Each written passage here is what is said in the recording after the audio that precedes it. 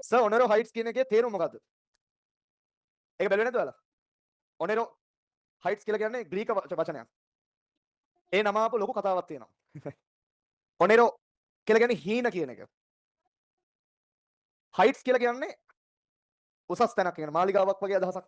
සිහින මාලිගාවක් වගේ එකක් කියන්නේ. එතන ඒක සිහින මාලිගාවක් කියන්නේ. ඒ කියන්නේ ඔයාලට නෙවෙයි මට ඒ කාලේ සිහින මාලිගාවක්.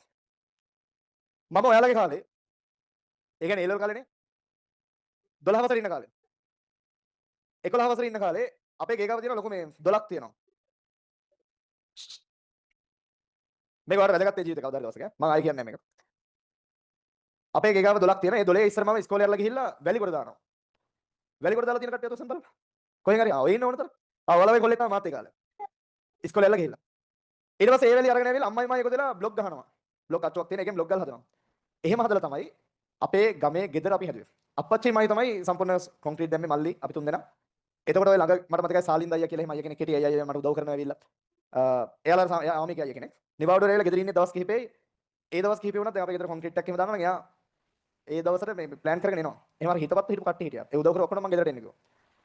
එහෙම තමයි අපි දැන් කියන්නේ ගමේ ගෙදර හැදුවේ.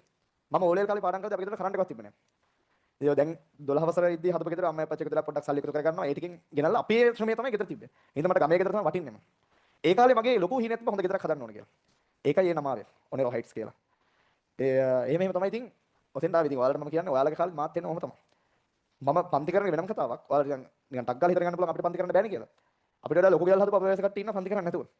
හරි ඒකින්ද මොකක් හරි මාර්ගයක් පෑදේ ඉස්සරහට. ඔයා කැමති එකක් හැදේ. ඒක වගේ උපරිමේ කරන්න. ඒතකොට ඔයාගේ පස්සෙන් ඔයා කැමති දේවල් නිකම් එනවා. ඒවා ප්ලෑන් කරගෙන කරන්න එපා. සල්ලි හොයන කාලෙදී ගෙදර හදනවා වාහනේ ගන්නවා ඒක නිසා මම මේක කරනවා කියලා හිතන්න එපා. ඒක අවංකව කරන්න. ඒතකොට අනිවා නිකම් හැදෙනවා. ඒවා නිකම් හැදෙනවා. ඔයා කරන වැඩේ අවංකව කරන්න. එහෙම තමයි ඔන්නර හයිට්ස් හැදුනේ.